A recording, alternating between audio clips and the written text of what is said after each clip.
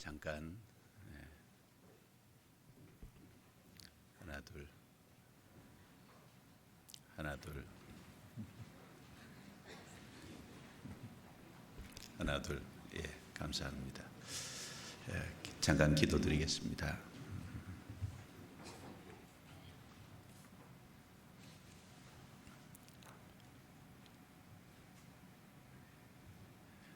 거룩하시고 은혜로우시고 자비로우시며 선하신 우리 아버지 하나님, 우리를 구원해 주신 것 감사합니다. 또 연약하고 부족함에도 변함없는 주의 사랑으로 주님이 붙잡아 주시고 연약한 저희들을 아버지가 자식을 돌봄같이 붙들어 주신 것 감사합니다. 오늘 주님의 피로 구속함을 받은 형제들이 또 한자리에 함께 모여서 주의 말씀을 함께 상고하며 교제케 해주신 은혜를 감사합니다. 이 시간 주 성령께서 저희와 함께 계시고 두루 역사하셔서 각 사람 심령을 붙잡아 주시고 주의 말씀을 마음속에 새길 수 있도록 도와주옵소서. 주의 말씀이 우리 영혼의 양식이 되고 우리에게 위로가 되고 격려가 되고 주의 말씀이 힘이 되고 능력이 될 수 있도록 도와주옵소서. 또 말씀 앞에 우리 자신을 비춰보고 혹 하나님 앞에 허물진 거 합당치 못한 거 있으면 말씀의 빛 앞에서 나타내 주시고 또 주님의 보혈과 주 성령의 능력으로 깨끗게 해 주옵소서. 우리를 말씀 위에 능히 든든히 세워 주셔서 말씀을 따라서 순종해 살아가고 좌로나 우로나 치우치지 않는 사람들이 다 되게 해 주옵소서. 오늘 함께하지 못한 성도들 있다면 어느 곳에 있든지 합당하신 은혜로 채워주시고 다음에는 함께 모일 수 있게 해 주옵소서. 주의 이름으로 모이는 모든 곳에 주께서 함께 해 주옵소서. 특별히 외국의 선교길에 있는 많은 선교사 가정을 위해서 이 시간 기도합니다. 주님 각 가정을 온전히 세워주시고 주의 말씀을 주시고 든든케 해주셔서 주의 복음을 전하기에 부족함이 없게 해 주옵소서. 주님이 선교사들을 든든히 세워주심으로 주의 말씀이 더 힘있게 전파되고 주님이 영광스럽게 되게 해 주옵소서. 오늘 모든 시종을 온전히 주께만 의지하고 부탁합니다. 우리를 구원해 주신 주 예수님 이름으로 기도드려옵니다. 아멘. 성경 사도행전 20장 찾겠습니다. 사도행전 20장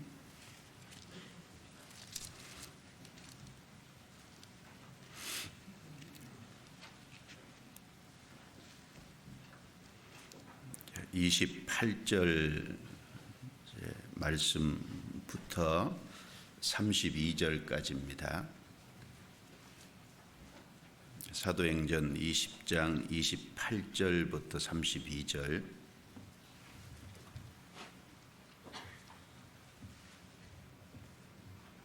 같이 천천히 읽겠습니다. 너희는 자기를 위하여 또는 온 양떼를 위하여 삼가라. 성령이 저들 가운데 너희로 감독자를 삼고 하나님이 자기 피로 사신 교회를 치게 하셨느니라. 내가 떠난 후에 흉악한 이리가 너희에게 들어와서 그 양떼를 아끼지 아니하며 또한 너희 중에서도 제자들을 끌어 자기를 쫓게 하려고 어그러진 말을 하는 사람들이 일어날 줄을 내가 아노니 그러므로 너희가 일깨어 내가 3년이나 밤낮 쉬지 않고 눈물로 각 사람을 훈계하던 것을 기억하라. 지금 내가 너희를 주와 및 그 은혜의 말씀께 부탁하노니 그 말씀이 너희를 능히 든든히 세우사 거룩해 하심을 입은 모든 자 가운데 기업이 있게 하시리라. 평안하셨습니까? 예. 시작하는 시간에 제 얘기를 이제 하면서 좀 시작하는 걸 양해를 좀 바랍니다. 제가 의정부를 떠난 지 18년 됐습니다. 제가 1996년 10월에 의정부에 와서 2001년 6월달 제가 의정부를 떠나서 한 4년 6개월 정도 의정부에 같이 있었습니다. 제가 32살에 와서 37살에 이제 의정부를 떠났습니다.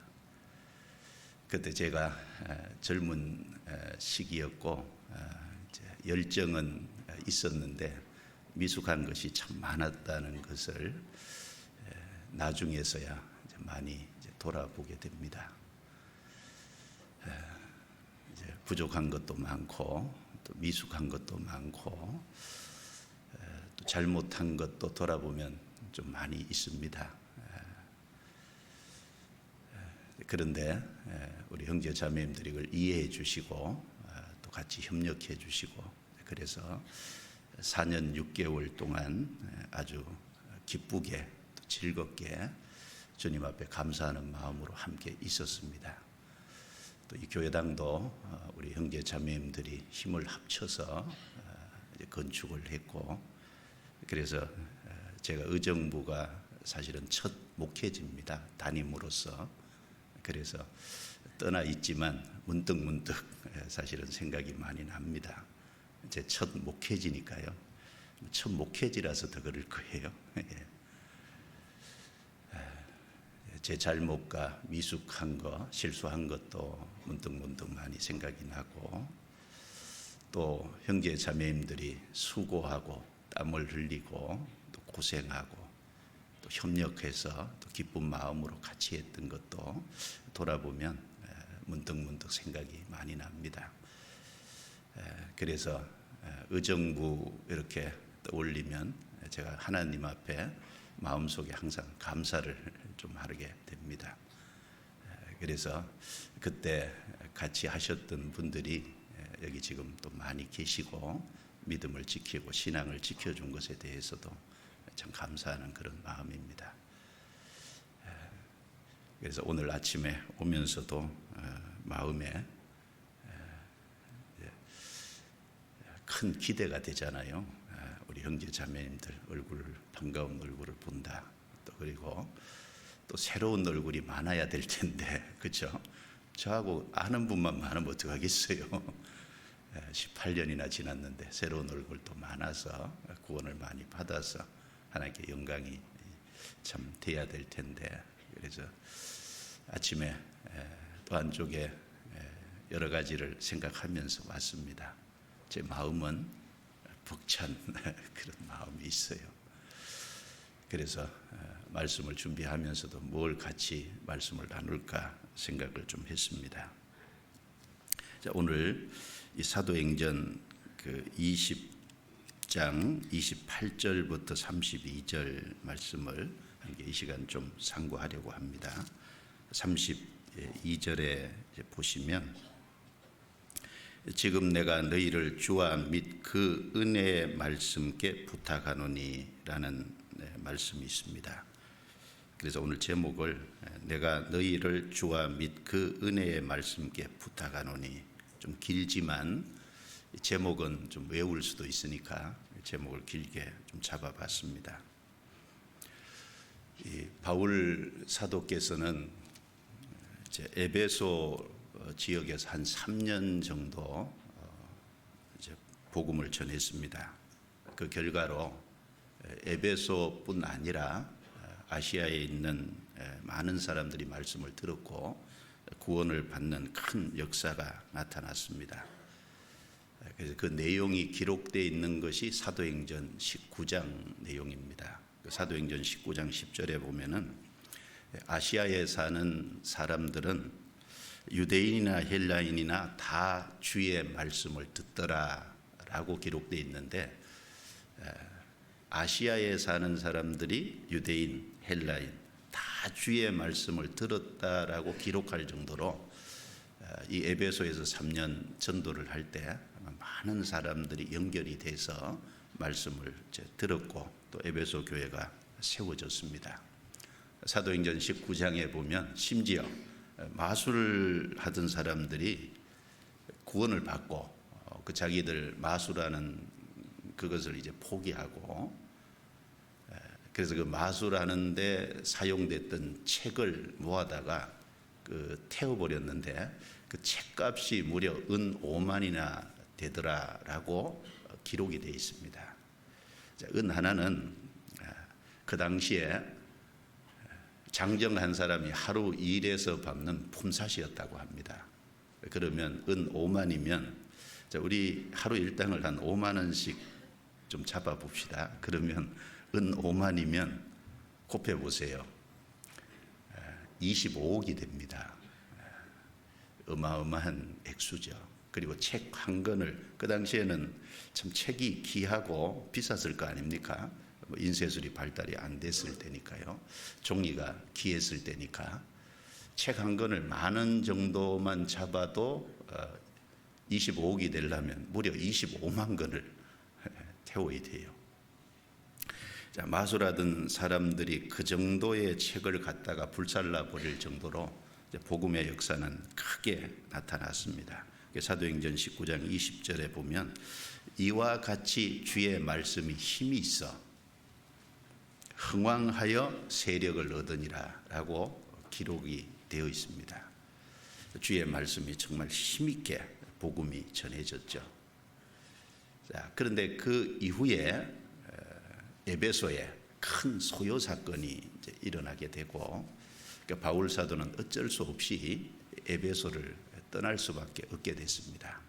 그래서 에베소를 떠나서 마케도냐로 갔다가 또 아가야 지역에서 이제 겨울을 지나고 다시 이제 마케도냐를 이제 거쳐서 예루살렘으로 가는 여정이었습니다.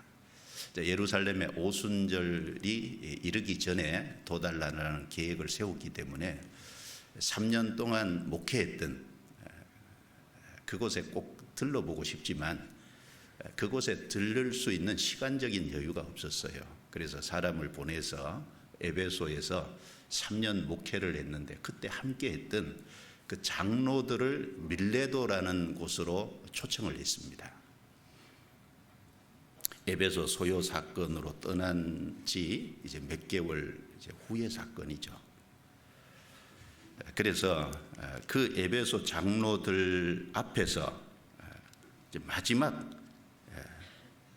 고별 설교라도 해도 되고 마지막 부탁의 겉면의 말을 한 내용이 여기 사도행전 20장 17절부터 38절까지 내용입니다.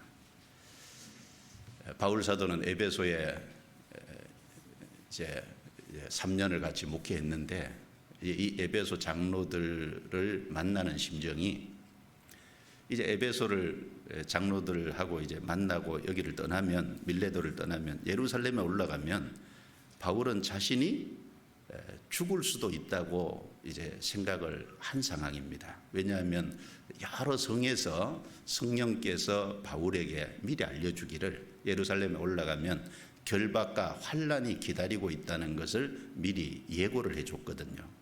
그러니까 예루살렘에 올라가면 결박될 것도 알고 있었고, 많은 어려움을 겪게 될 것도 알고 있었고, 그리고 죽을 수도 있다는 각오를 한 상황에서 에베소 장로들과 대면하고 있고, 마지막 다시는 볼 수도 없다고 생각하는 그 상황에서 이 긴 마지막 겉면의 말을 에베소 장로들에게 한 겁니다. 그 중에 한 부분을 읽었습니다. 사람은 마지막이라고 생각하면은 그 중요한 말을 부탁하잖아요. 꼭 필요한 것을 아마 부탁할 거라고 생각합니다. 바울 사도는 자기 심중에 있는 가장 중요한 것을 에베소 장로들에게 부탁하지 않았겠습니까? 그래서 이 28절부터 32절까지 내용은 사실 굉장히 중요한 말씀이고 바울 사도의 중심에 무엇이 있었는지를 우리가 좀 생각해 볼 수 있고 무엇이 우리 신앙생활의 중요한 부분인지를 또 우리가 생각할 수 있는 부분이라서 같이 참고를 해보고 싶습니다. 먼저 개요를 잠깐 말씀드리고 구체적으로 생각을 해보겠습니다. 28절을 보시죠. 28절에 너희는 자기를 위하여 또는 온 양떼를 위하여 삼가라. 성령이 저들 가운데 너희로 감독자를 삼고 하나님이 자기 피로 사신 교회를 치게 하셨느니라. 이 28절 말씀은 바울 사도께서 그 에베소 장로들, 즉 교회의 사역자들이죠. 그 교회 일꾼들을 향해서 하나님의 교회는 하나님이 자기 피로 사신 교회니까 너무너무 소중하다는 거예요. 그래서 그 교회를 위해서 그리고 자기 자신을 위해서 삼가고 조심해야 될 것을 부탁하고 있습니다. 그리고 29절 30절 말씀은 사단의 역사를 경계한 내용입니다. 내가 떠난 후에 흉악한 이리가 너희에게 들어와서 그 양떼를 아끼지 아니하며 또한 너희 중에서도 제자들을 끌어 자기를 쫓게 하려고 어그러진 말을 하는 사람들이 일어날 줄을 내가 아노니. 자, 밖에서 흉악한 이리가 에베소 교회 안으로 들어와서 그 에베소 교회 성도들 양떼죠. 그 양떼를 아끼지 않을 것이다. 그리고 너희 중에서도 바울 사도는 그 무슨 낌새를 미리 알아차렸던 것 같아요. 너희 중에서도 에베소 장로들 앞에서 너희 중에서도 자기를 좁게 하려고 어그러진 말을 하는 사람들이 일어날 줄을 내가 안다. 그러니까 에베소 교회 안에서 진리를 대적하는, 그래서 주님을 쫓게 하는 것이 아닌 자기를 쫓게 하는 무리를 짓는 사람들, 그래서 배교하는 무리가 나타날 것을 안다 그랬습니다.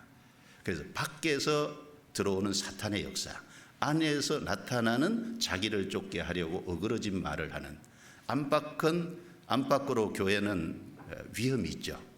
그래서 그 사탄의 역사를 경계해야 될 것을 권하는 말씀입니다. 그리고 31절 32절에 그러면 그 사탄의 역사를, 안팎으로 일어나는 그 역사와 미혹을 이겨내려면 어떻게 해야 되냐? 딱 하나밖에 없다는 거예요. 말씀을 마음에 든든히 심는 일밖에 없다는 겁니다. 그래서 31절 32절 읽었지만 다시 같이 읽죠. 그러므로 너희가 일깨어 내가 3년이나 밤낮 쉬지 않고 눈물로 각 사람을 훈계하던 것을 기억하라.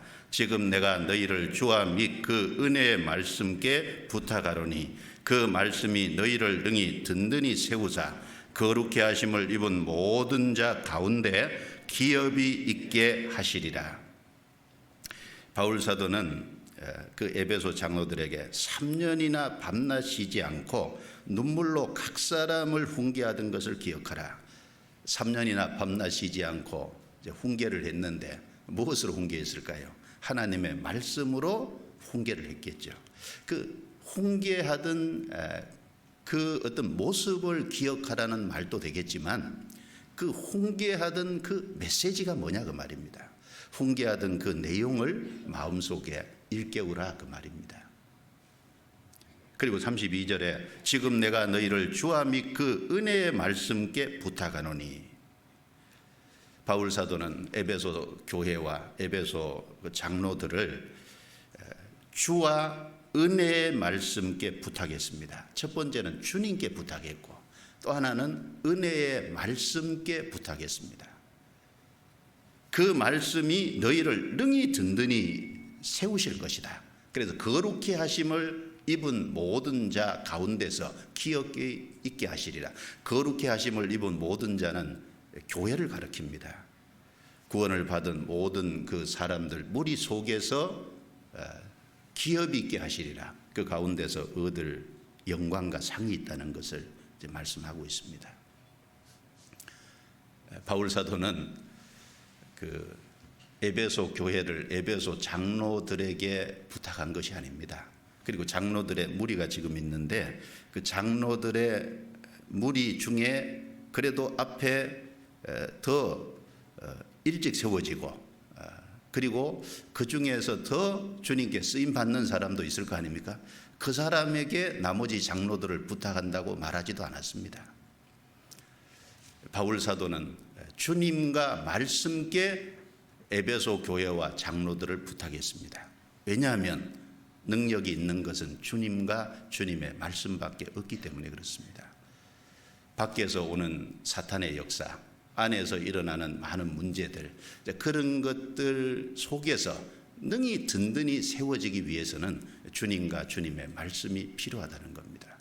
우리 가운데 주님이 계시고 우리 가운데 주님의 말씀이 있습니다. 그 주님과 주님의 말씀이 우리를 든든히 세울 겁니다. 그리고 거룩해 하심을 입은 무리 가운데서 우리가 그 안에서 함께 연합하고 수고하고 함께 희생하면 그 무리 가운데서 내가 얻을 상과 영광이 있을 거예요. 그것을 이제 말씀을 하고 있습니다. 그래서 단락을 끊으면 28절, 또 29절, 30절, 31절, 32절 이렇게 세 단락으로 좀 끊어 볼 수 있겠습니다.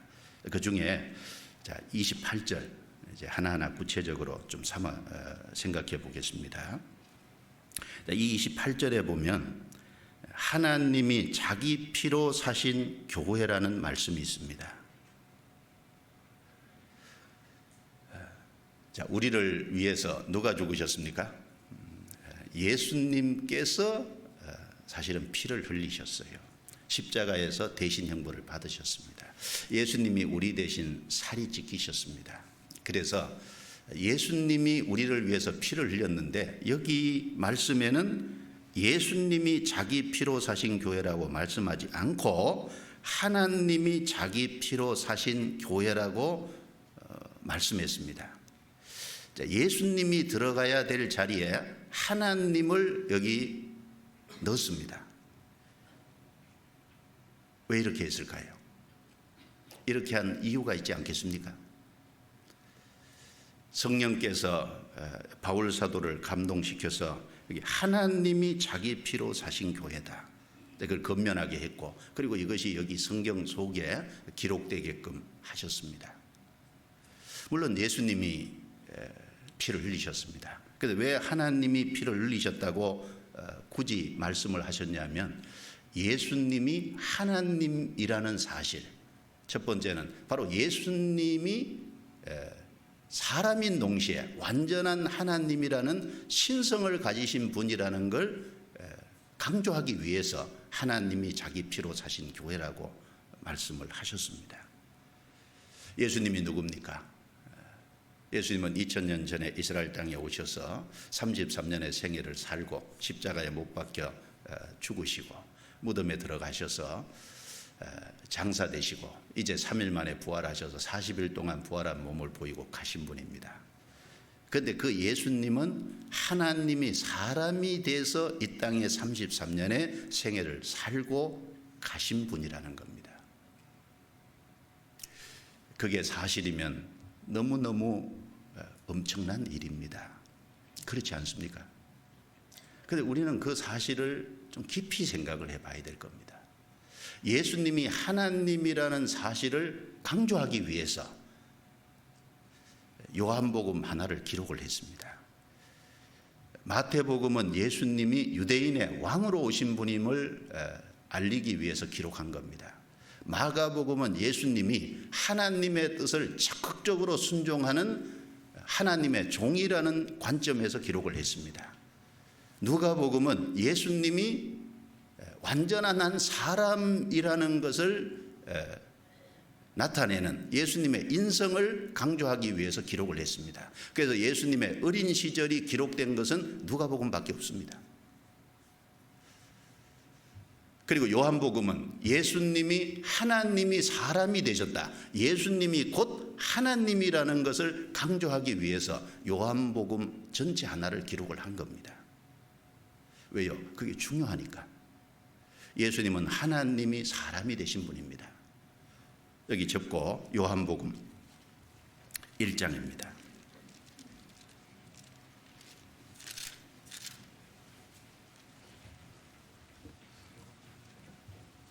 요한복음 1장 1절입니다. 자, 같이 읽겠습니다. 태초에 말씀이 계시니라. 이 말씀이 하나님과 함께 계셨으니 이 말씀은 곧 하나님이시니라. 자, 태초에 말씀이 계시니라. 여기 태초는 창세기 1장 1절의 태초보다 그 이전의 태초예요. 창세기 1장 1절은 태초에 하나님이 천지를 창조하시니라고 말씀하셨습니다. 그런데 그 창세기 1장의 태초는 영원하신 하나님께서 시간과 공간에 또 물질계를 만드신 그 시작을 태초라고 말씀을 하신 겁니다. 태초에 하나님이 천지를 창조하시니라. 영원하신 하나님이 시간과 공간과 물질의 세계를 창조하신 그 시작이잖아요. 그런데 이 태초는 그 이전의 태초입니다. 이게 영혼을 말하는 거예요.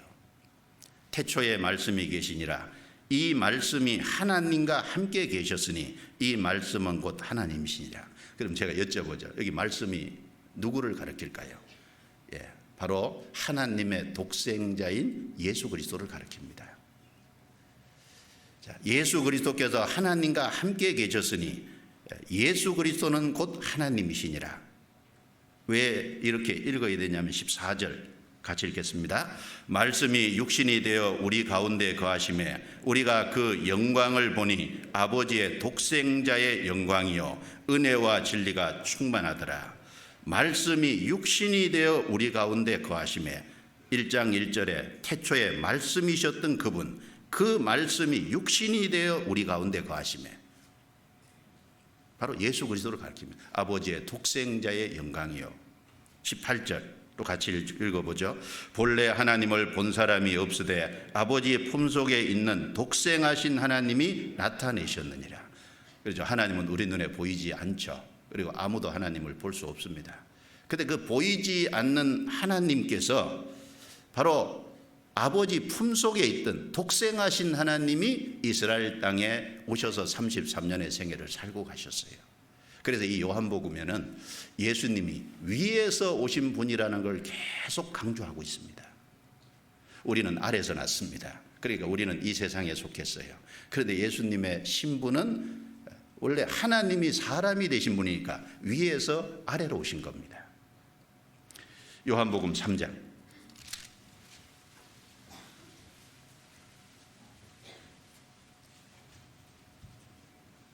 요한복음 3장 11절 진실로 진실로 내게 이르노니 우리 아는 것을 말하고 본 것을 증거하노라. 그러나 너희가 우리 증거를 받지 아니하는도다. 내가 땅의 일을 말하여도 너희가 믿지 아니하거든. 하물며 하늘 일을 말하면 어떻게 믿겠느냐. 같이 읽습니다. 하늘에서 내려온 자 곧 인자 외에는 하늘에 올라간 자가 없느니라. 여기 11절에 우리 아는 것을 말하고 본 것을 증거한다. 우리 속에 누가 포함될까요? 여기 천사가 포함 안 됩니다. 사람도 포함 안 됩니다. 여기 우리라는 단어 속에는 성부, 성자, 성령 삼위 하나님이 포함이 된 겁니다. 여기 삼위 하나님을 가리키는 거예요. 창세기 1장 27절에 하나님이 자기 형상 곧 하나님의 형상대로 사람을 창조하셨다고 했습니다. 그래서 우리가 사람을 만들고 우리가 사람을 창조하자. 이제 그 말씀대로 그 창세기 1장 26절에 우리가 성삼위 하나님이잖아요. 여기도 이제 하나님입니다. 내가 땅의 일을 말하여도 너희가 믿지 아니하거든. 하물며 하늘 일을 말하면 어떻게 믿겠느냐. 무슨 말입니까?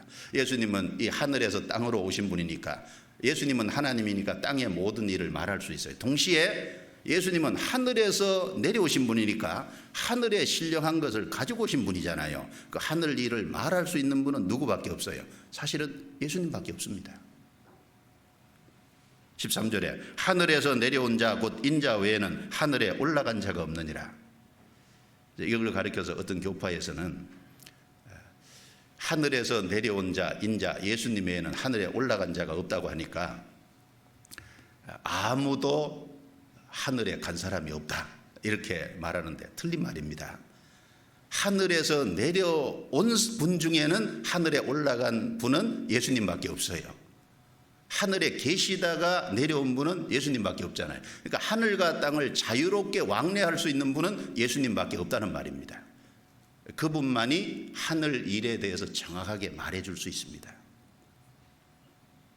3장 또 그 뒤에 31절 위로부터 오시는 이는 만물 위에 계시고 땅에서 난 이는 땅에 속하여 땅에 속한 것을 말하느니라. 하늘로서 오시는 이는 만물 위에 계시나니 그가 그 보고 들은 것을 증거하되 그의 증거를 받는 이가 없도다. 여기 위로부터 오시는 이는 예수님 자신이죠. 만물 위에 계시고 땅에서 난 이는 땅에 속하여 땅에 속한 것을 말하느니라. 하늘로서 오시는 이는 만물 위에 계시나니 하늘로서 오신 분은 예수님 한 분밖에 없습니다. 그분은 만물에 속하지 아닌 분입니다. 만물에서 구별되어 있는 만물 위에 계신 분입니다. 요한복음 6장 자, 위로부터 오신 분이기 때문에 이런 말씀을 하셨습니다. 62절 또 같이 읽죠. 그러면 너희가 인자의 이전 있던 곳으로 올라가는 것을 볼 것 같으면 어찌하려느냐. 예수님이 이전 있던 곳, 이전 계시던 곳이 어디예요? 위에서부터 오셨으니까 천국에 가신다는 거잖아요. 올라가는 것을 볼 것 같으면 어찌하려느냐. 그래서 예수님이 이 말씀을 하셨기 때문에 사도행전 1장에 승천하실 때 감람산에서 제자들이 지켜보는 가운데 눈에 보이게 발이 땅에서 떨어져서 하늘로 가셨잖아요. 구름이 가려서 보이지 않게 하더라. 위로부터 오신 분이라는 걸 제자들에게 보여주신 겁니다. 요한복음 8장 23절 또 같이 읽습니다. 예수께서 가라사대 너희는 아래에서 났고 나는 위에서 났으며 너희는 이 세상에 속하였고 나는 이 세상에 속하지 아니하였느니라. 자, 예수님은 위에서 났으니까 이 세상에 속하지 않았습니다. 우리는 땅에서 났으니까 이 세상에 속했어요. 예수님과 우리는 다르죠. 요한복음 10장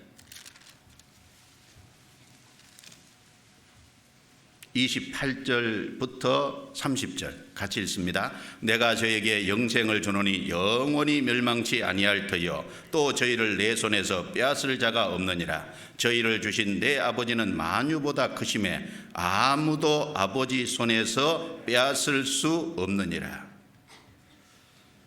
내가 저에게 영생을 주노니 영원히 우리에게 주어진 영생은 영원한 거죠. 영생이니까 영원해. 영원한 속죄니까 영원한 겁니다. 영원한 언약의 피니까 영원한 거예요. 그걸 말씀하시면서 저희를 주신 내 아버지는 만유보다 크심에 아무도 아버지 손에서 빼앗을 수 없느니라. 나와 아버지는 하나이니라. 우리 구원은 성부 하나님의 손, 성자 예수님의 손, 성령이 우리에게 인쳤으니까 성령의 손길에 사실은 성삼위 하나님의 손에 붙잡혀 있는 겁니다. 나와 아버지는 하나이니라. 성부와 성자는 하나이니라. 예수님이 자신이 하나님이라는 걸 계속 강조하고 계시잖아요. 예수님이 죽으시고 부활하셨습니다. 제자들 앞에 나타나서 손에 못자국을 보고 보이시면서 너희에게 평강이 있을지어다 그랬어요. 그런데 마침 그 자리에 도마가 없었습니다. 제자들이 우리는 부활하신 주님을 봤다. 그러니까 도마가 나는 부활하신 예수님을 직접 보고 그리고 내 손가락을 그 손을 이제 못자국 그걸 만져보고 그리고 내 손을 그 옆구리에 넣어보지 않고는 믿지 못하겠다. 8일 후쯤에 예수님이 도마에게 나타났어요. 예수님 말씀하시기를 네 손을 내밀어서 내 손을 만져보고 네 손을 내 옆구리에 창자국에 넣어보고 그리고서라도 믿지 않는 자가 되지 말고 믿는 자가 되라 그러셨습니다. 그러나 보지 못하고 믿는 자는 복되도다라고 하셨습니다. 자, 우리는 보지 않고 믿죠. 기록된 말씀을 통해서. 그 도마는 아마 예수님의 손을 만져봤을 거예요. 옆구리 창자국에 그 손을 집어넣어서, 창자국은 좀 크잖아요. 창의 흔적은 이렇게 넣어봤을 거예요. 죄송하지만 좀 만져보겠습니다. 넣어봤을 거예요. 그리고 뭐라고 신앙 고백을 했습니까? 요한복음 20장 찾아보죠. 20장.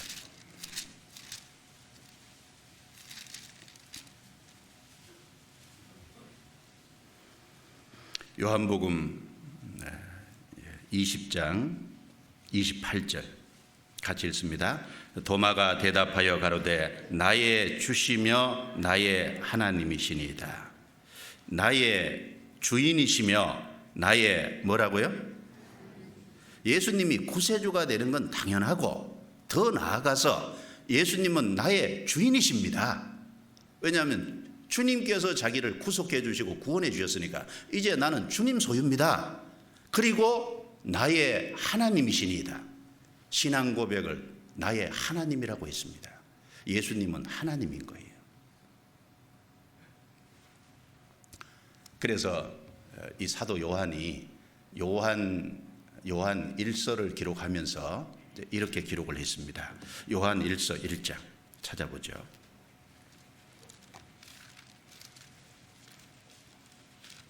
자, 성경 저 뒤에 넘어가서 요한 1서 1장 1절 2절입니다. 같이 읽어보겠습니다. 태초부터 있는 생명의 말씀에 관하여는 우리가 들은 바요, 눈으로 본 바요, 주목하고 우리 손으로 만진 바라. 이 생명이 나타내신 바 된지라. 이 영원한 생명을 우리가 보았고 증거하여 너희에게 전하노니 이는 아버지와 함께 계시다가 우리에게 나타내신 바 된 자니라. 요한 1서 1장 1절 2절이 요한복음 1장 앞부분 내용하고 똑같은 내용이잖아요. 태초부터 있는 생명의 말씀에 관하여는, 예수님에 관해서는 우리가 들은 바요, 눈으로 본 바요, 주목하고 우리 손으로 만진 바라. 왜 이렇게 말씀할까요? 태초에 있던 생명의 말씀이 육신을 입고 이 세상에 오셔서 말씀을 하셨기 때문에 그분의 말씀을 들었고, 그리고 실제 그분을 눈으로 제자들은 똑똑히 봤고 주목했고, 그리고 그분을 실제 만져봤잖아요. 그분은 진짜 성육신 하셨다. 만졌다는 게 뭡니까? 진짜 사람 육체와 똑같은 육체를 입고 계시는 분이 확실하다 그 말입니다. 그런데 이 초대교회에 예수님이, 하나님이 사람의 육체를 입고 오셨다는 걸 부인하는 사람들이 있었거든요. 그냥 사람의 모습을 입은 것처럼 보인 거지, 가연설 보인 거지 실제 육신을 입고 온 것이 아니다. 그럼 그건 이단입니다. 잘못된 거잖아요. 그래서 그건 적그리스도의 영입니다. 하나님이 사람의 육체를 입고 오셨다는, 거룩하신 분이 육신을 입었다는 성육신을 믿지 않으면 그건 이단적인 교리입니다. 그 교회 안에 그런 것이 들어왔기 때문에 이 요한 1서를 기록을 한 거예요. 요한 1서 4장 1절 사랑하는 자들아 영을 다 믿지 말고 오직 영들이 하나님께 속하였나 시험하라. 많은 거짓 선지자가 세상에 나왔음이니라. 3절 같이 읽습니다. 하나님의 영은 이것으로 알지니, 2절 죄송합니다. 하나님의 영은 이것으로 알지니 곧 예수 그리스도께서 육체로 오신 것을 시인하는 영마다 하나님께 속한 것이요 됐습니다. 예수 그리스도의 육체로 오신 것을 시인하는 영마다 하나님께 속했다. 근데 만약 시인하지 않으면 그건 적그리스도의 영이다. 5장 20절 21절 제가 또 읽겠습니다. 또 아는 것은 하나님의 아들이 이르러 우리에게 지각을 주사 우리로 참된 자를 알게 하신 것과 또한 우리가 참된 자 곧 그의 아들 예수 그리스도 안에 있는 것이니 같이 읽습니다. 그는 참 하나님이시요 영생이시라. 자녀들아 너희 자신을 지켜 우상에서 멀리하라. 바로 하나님의 독생자가 육체를 입고 이 세상에 오신 것이 틀림없습니다. 그는 참 하나님이 사람이 되신 분입니다. 그분은 영원한 생명이신 분입니다. 자녀들아 너희 자신을 지켜 우상에서 멀리하라. 무슨 뜻입니까? 바로 하나님이 사람의 육체를 입고 오신 그 예수 그리스도를 실제 받아들이고 그 예수 그리스도를 믿는 이외에 모든 다른 것을 믿는 것은 우상이라는 겁니다. 그리고 만약에 이런 진리를 가지고 나오지 않으면 어떻게 하라 그랬습니까? 인사도 말고 집에 들이지도 말라 그랬어요. 요한 2서 7절. 왜 장을 말 안 하나? 1장밖에 없습니다. 요한 2서 7절 같이 읽겠습니다. 미혹하는 자가 많이 세상에 나왔나니 이는 예수 그리스도께서 육체로 임하심을 부인하는 자라. 이것이 미혹하는 자요 즉 그리스도니. 예수 그리스도께서 육체로 임하심을 부인하는 자라. 예수님이 육체를 입으셨다는 사실을 부인하는 것은 그건 다 거짓된 가르침입니다. 그래서 10절에 누구든지 이 교훈을 가지지 않고 너희에게 나아가거든 그를 집에 들이지도 말고 인사도 말라. 그에게 인사하는 자는 그 악한 일에 참여하는 자임이니라. 그런 잘못된 교를 가지고 오면 인사도 하지 말으래요. 집에 들이지도 말아요. 너무 아주 강경하게 말하고 있잖아요. 왜? 이게 중요한 진리니까. 사도행전 20장 28절에 하나님이 자기 피로 사신 교회라고 말씀하신 거기에는 예수님이 하나님이시다. 바로 예수님의 신성을 강조하고 있는 말씀입니다. 자, 하나님이 사람이 되신 분이 우리를 위해 죽으셨습니다. 자, 하나님이 사람이 돼서 이 세상에 오셨어요. 그걸 발견한 동방박사들은 어떻게 했습니까? 저 1000km 먼 곳에서 수개월 걸려서 여러 위험을 무릅쓰고 기어코 베들레헴까지 와서 그 아기 예수께 경배했잖아요. 그게 성령의 인도하심, 하나님의 인도하심이 아니면 어떻게 아기가 하나님이라고 믿을 수 있죠? 하나님이 사람으로 오신 자기들의 구세주, 그리고 이분이 장차 영광스러운 왕이 되실 분이라는 걸 진짜 믿었기 때문에 1000km 넘는 곳에서 와서 실제 경배하고 돌아간 거예요. 그건 너무너무 당연한 겁니다. 왜냐하면 하나님이 사람으로 오신 거니까요. 우리가 그 시대에 있었다면, 깨달았다면 당연히 가야 됩니다. 더 멀어도 가야죠.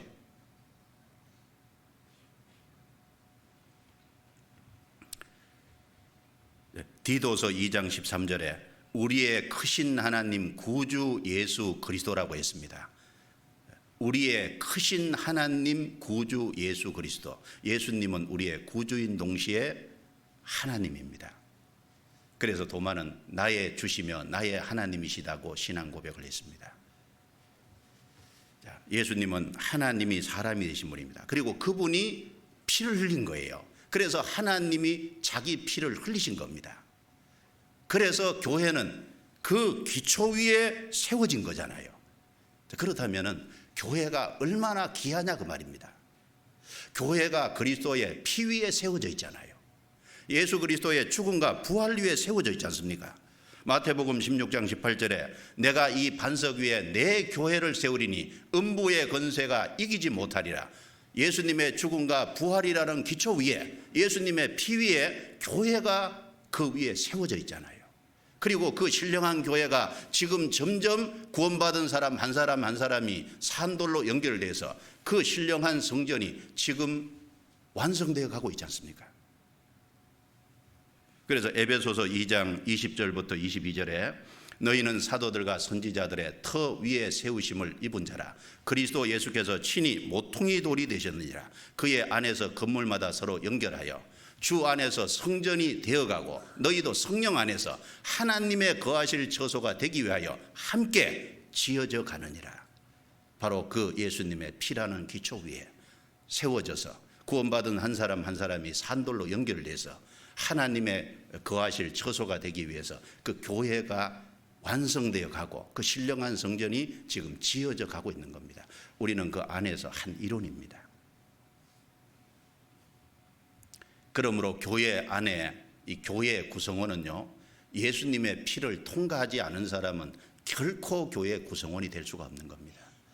이 교회의 구성원은 예수님이 자기 피로 사신 교회이기 때문에 반드시 예수님의 피의 의미를 깨닫고 피가 죄를 속한다는 말씀처럼 우리의 그 피가 영원한 죄를 용서했다는 것을 받아들이고 그 피와 연결이 된 사람, 그 피로 속죄함을 받은 사람, 그 사람만 구성원이 될 수 있는 거예요. 그 이외에는 절대 구성원이 될 수 없습니다. 여기에 이제 나와 있지만은 예수님의 피하고 관련이 안 된 사람, 예수님의 피로 확실히 거듭나지 못한 사람, 속죄를 확실히 경험하지 못한 사람, 그 사람은 나와 있지만 그 교회 구성원이 될 수 없는 거예요. 왜? 하나님이 자기 피로 사신 교회거든요. 피하고 연결 안 된 사람은 구성원이 될 수가 없는 겁니다. 베드로전서 1장 18절 19절에 너희가 알거니와 너희 조상의 유전한 망령된 행실에서 구속된 것은 은이나 금같이 없어질 것으로 한 것이 아니요 오직 흠없고 점없는 어린 양 같은 예수 그리스도의 피로 한 것이니라. 우리가 조상의 유전해 준 망령된 행실, 즉 죄에서 우리가 구속된 것은 은이나 금이 아니죠. 흠없고 점없는 어린 양 같은 예수 그리스도의 피로 된 겁니다. 즉 하나님이 자기 피를 흘려서 된 거예요. 그래서 에베소서 1장 17절에도 그의 피로 말미암아 구속 곧 제사함을 받았으니라고 했습니다. 요한계시록 5장 9절에도 각 족속과 박성과 방언과 나라 가운데서 사람들을 피로 사서 하나님께 드리셨다. 피로 사서 드리신 거예요. 그러니까 구성원은 반드시 피와 연결된 사람이 구성원이 되는 겁니다. 여러분, 자기 구원 문제를 확실하게 해야 됩니다. 나는 진짜 예수님의 피와 확실히 연결된 사람이 맞냐? 피로 진짜 속죄를 받은 사람이 분명하냐? 그 문제가 명확해야 되잖아요. 이스라엘 백성들이 애굽에서 400년 종살이하다가 나올 적에요, 양의 피를 문좌우 설주와 임방에 바르고, 그리고 애굽 장자가 다 죽는 가운데서 이스라엘 장자가 죽지 않고 애굽에서 나와서 홍해를 건너서 광야에 광야교회를 이루었지 않습니까? 그런데 문제가 있어요. 이스라엘 백성은 좌우 설주와 임방에 피를 바르고 나왔는데, 그런데 그 피와 상관없이 피를 바른 적이 없이 이스라엘 백성들이 나오니까 따라 나온 중다한 잡족이 있는 겁니다. 그런데 광야교회에 그 섞여 있거든요. 그래서 민수기 11장에 보면 그 섞여 있는 무리가 탐욕을 품음에, 무슨 탐욕을 품었냐면 우리가 애굽에 있었다면 고기 국물도 좀 먹었을 텐데 고기 먹은 건 아니고요, 고기 국물 좀 먹고 파와 이런 것도 좀 먹었을 텐데, 그러니까 이제 탐욕을 품고 이 하나님이 내려주시는 이 만나 우리는 더 이상 실증나서 못 먹겠다. 그러니까 그 섞여 있는 사람이 탐욕을 품으니까 피를 통해서 나온 그 이스라엘 백성들조차 거기에 가담이 된 거지 않습니까? 충동이 돼서 격동이 돼서 똑같이 원망하고 불평하다가 많은 사람이 죽었죠. 그 섞여 있는 무리가 있거든요. 중다한 잡족이 있었거든요.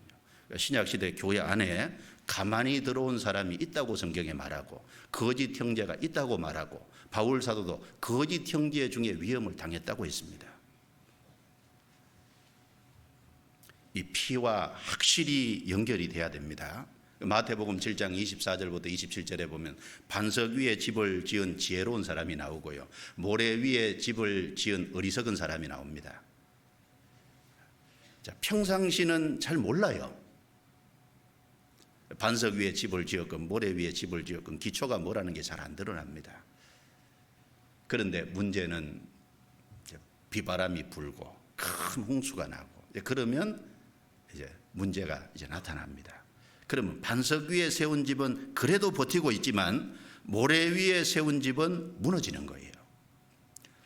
아무 문제가 없을 때는 모르는데 교회 안에 어떤 풍파가 있고 어떤 삶 속에 많은 역경과 시련이 찾아오고 그러면 그 사람이 신앙 없다는 게 드러납니다. 반석 위에 집을 안 지었다는 것이 드러나요.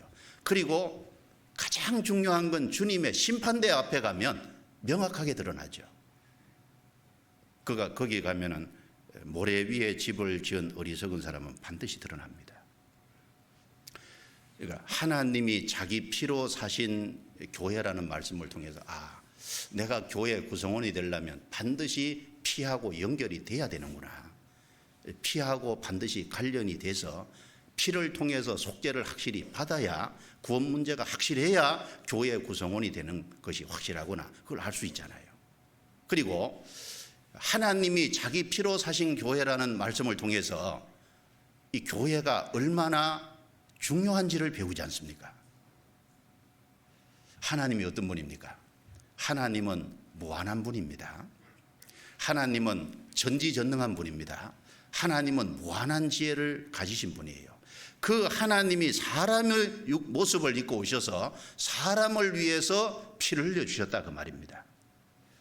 그래서 이제 그 사실 때문에 이제 교회가 주님과 연결된 거지 않습니까? 그러면 주님이 무한한 가치가 있는 것처럼 교회 가치도 사실은 무한합니다. 그 사람이, 그 교회가 무한하다는 것보다 무한한 주님과 연결됐기 때문에 사실은 교회 가치가 무한한 거예요. 그 교회 안에 구성원 한 사람 한 사람, 구원받은 사람, 아무리 연약하고 아직 변화되지 않는 부분 때문에 약점이 많이 나타나도 구원을 확실히 받은 것이 맞다면, 주님 피로 속죄받은 것이 진짜 확실하고 연결된 것이 확실하다면 그 사람도 사실은 무한한 가치가 있는 거예요. 그러니까 형제 자매들을 너무 쉽게 대하는 것이 옳지 않지 않습니까?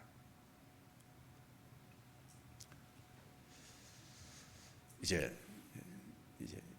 영이 아무리 많아도요, 영이 아무리 많아도 앞에 일자 없으면 소용없죠.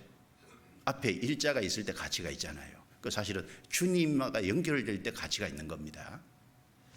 이런 말이 있어요. 100 빼기 1은 사실은 99입니다. 그런데 100 빼기 1이 사실은 신앙으로 얘기하면 제로가 될 수도 있어요. 그 1이 뭐냐 그 말이에요. 좋은 거 다 99개 가지고 있는데 그 1이 하나님이 딱 빠지면 사실은 제로가 되는 겁니다. 사실은 0 플러스 1은 1입니다. 그런데 0 플러스 1이 100이 될 수도 있는 거예요.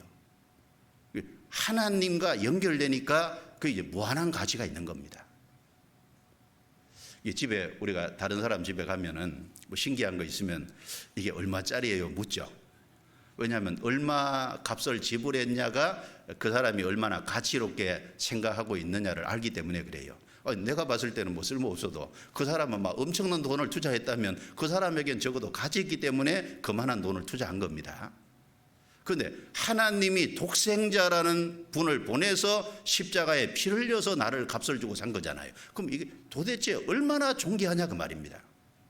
나도 내가 얼마나 존귀한지 모르는 거예요. 주님과 연결된 사람, 주님과 연결된 교회, 구원받은 이 교회, 구원받은 성도를 이루는 교회가 얼마나 가치가 있는지 사실은 우리가 다 헤아리기 어렵습니다. 이 교회의 그림자로 구약에 보면 성막과 성전이 있잖아요. 물론 성막과 성전은 예수님의 그림자입니다. 동시에 교회 그림자도 돼요.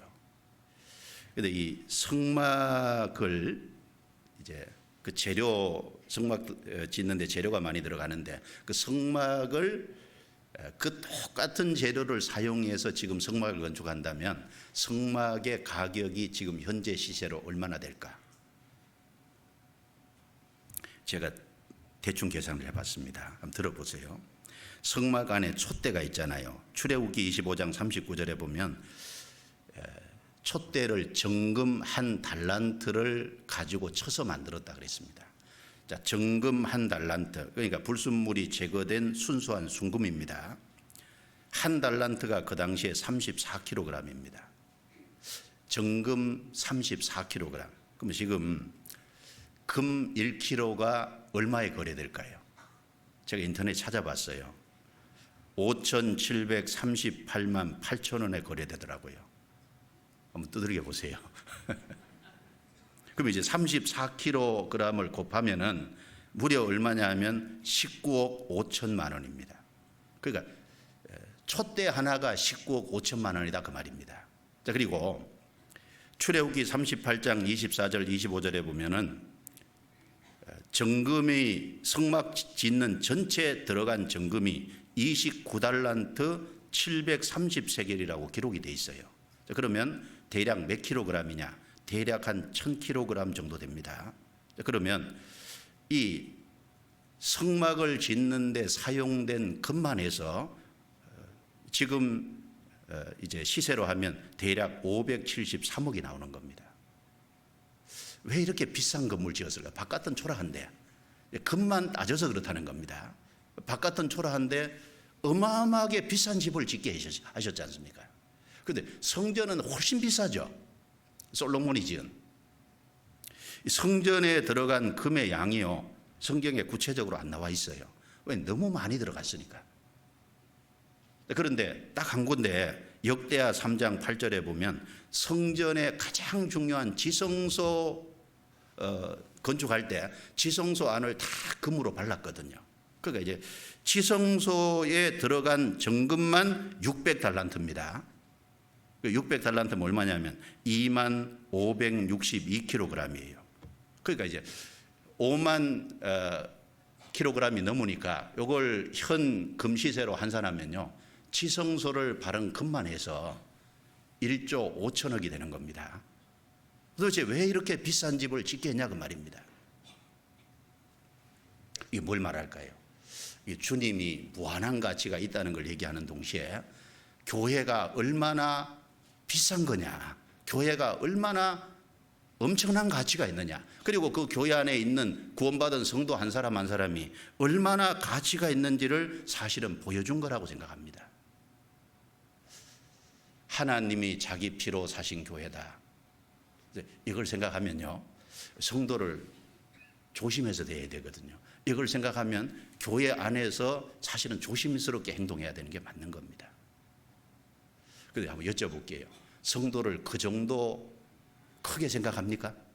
교회를 그 정도 크게 생각합니까? 그렇게 생각 안 한다는 게 문제예요. 생각 안 하니까 말을 함부로 하고, 생각 안 하니까 성도를 함부로 논단하고. 이게 생각을 해야 됩니다. 하나님이 자기 피로 사신 교회다 그 말입니다. 그리고 하나님이 자기 피로 사신 교회면 교회는 누구 소유입니까? 교회는 하나님 소유인 거예요. 하나님의 자기 피로 사신 교회면 그 교회 안에 성도 한 사람 한 사람은 누구 소유가 맞는 거예요? 주님 소유가 확실한 겁니다. 그러니까 사실 신앙생활 하는 가운데 제일 중요한 것 중에 하나가 뭡니까? 내가 누구에게 속했냐, 내가 누구 소유냐, 이걸 명확하게 인식하고 살아야 신앙생활을 바르게 할 수 있잖아요. 바울 사도는 정말 헌신한 사람입니다. 그런데 바울 사도는 자기가 누구에게 속했는지를 분명히 하고 살았잖아요. 사도행전 27장 찾아봅니다. 사도행전 27장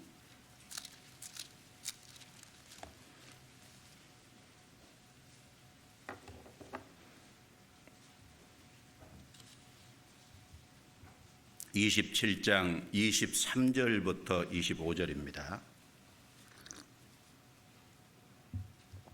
23절부터 25절 같이 읽겠습니다. 나의 속한 바 곧 나의 섬기는 하나님의 사자가 어젯밤에 내 곁에 서서 말하되 바울아 두려워 말라. 내가 가이사 앞에 서야 하겠고 또 하나님께서 너와 함께 행선하는 자를 다 내게 주셨다 하였으니 그러므로 여러분이여 안심하라. 나는 내게 말씀하신 그대로 되리라고 하나님을 믿노라. 이 사도행전 27장 내용은 바울 사도께서 미결수의 신분으로 로마로 압송되어 가는 과정 속에서 이 배가 큰 풍랑을 만나서 배 안에 있는 모든 사람이 죽게 됐습니다. 여러 날 동안 해와 별이 보이지 않았잖아요. 배가 조정을 더 이상 할 수 없이 그 풍랑에 이리저리 밀려다녔습니다. 그리고 살 소망이 완전히 끊어진 상황입니다. 그 나름대로 배 안에 있는 선장과 선원들이 자구책을 강구해서 배 안에 있는 물건을 다 바깥으로 바다에 집어 던졌지만, 그러나 여기 이제 너무 여러 날 동안 그러니까 이 사람들이 너무너무 지쳐 있습니다. 그런데 하나님의 사자가 이제 바울에게 임했습니다. 이제 하나님이 사자를 보내서 바울에게 약속한 거죠.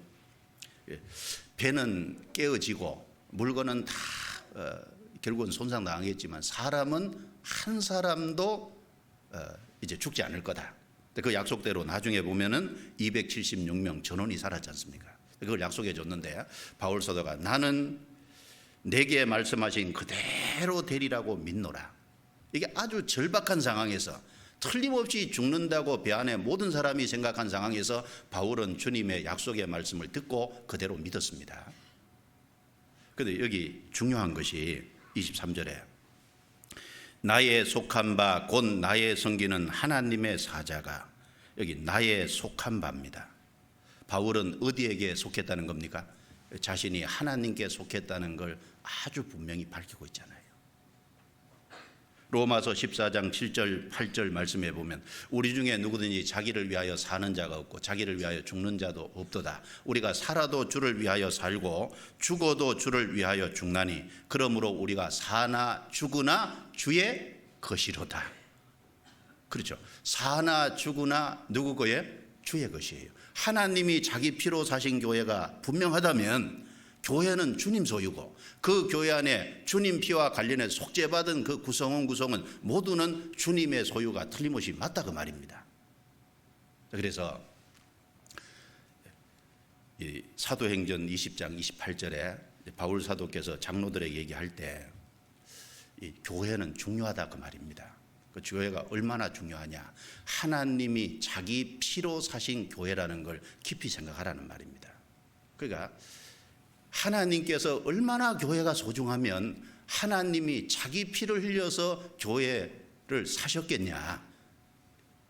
그만한 대가를 지불하고 교회를 사셨다면 이 교회가 얼마나 중요하고 크고 무한한 가치가 있는지를 생각한다면 너희는 자기를 위해서, 자기 신앙을 위해서, 또 교회 구원받은 성도들 그 양떼 구성원 한 사람을 위해서 너희는 삼가고 조심하는 게 맞지 않냐 그 말입니다. 맞지요. 그렇게 행동하는 것이 맞지요. 그래서 우리가 신앙생활 하면서 우리가 계속해서 일깨워야 될 것 중에 하나가요, 하나님이 자기 피로 사신 교회라는 걸 이걸 잊지 말아야 돼요. 이것을 마음속에 깊이 일깨우는 사람은 교회 안에서 신중하게 행동할 겁니다. 성도 한 사람 한 사람에 대해서 신중하게 얘기할 거예요. 그렇지 않습니까? 자, 그리고 사도행전 20장 다시 넘기겠습니다. 근데 그 교회는 안과 밖으로, 밖과 안으로 위험 요소가 있다는 겁니다. 29절 30절. 사도행전 20장 29절 30절 같이 읽습니다. 내가 떠난 후에 흉악한 이리가 너희에게 들어와서 그 양떼를 아끼지 아니하며 또한 너희 중에서도 제자들을 끌어 자기를 쫓게 하려고 어그러진 말을 하는 사람들이 일어날 줄을 내가 아노니. 미혹에 대한 경계죠. 경계해야 될 것이 뭔지를 말한 건데, 먼저는 흉악한 이리가 바깥에서 들어온다. 그리고 안에서도 자기를 좁게 하려고 어그러진 말을 하는 무리짓는 사람들이 틀림없이 일어날 거다. 교회는 안과 밖으로 위험 요소가 항상 존재하는 것이다. 그러니까 교회 각 구성원은, 교회에 일하는 일꾼들은 안과 밖으로 늘 위험 요소가 있다는 걸 경계하는 게 맞지 않냐 그 말입니다. 맞다 그 말이에요.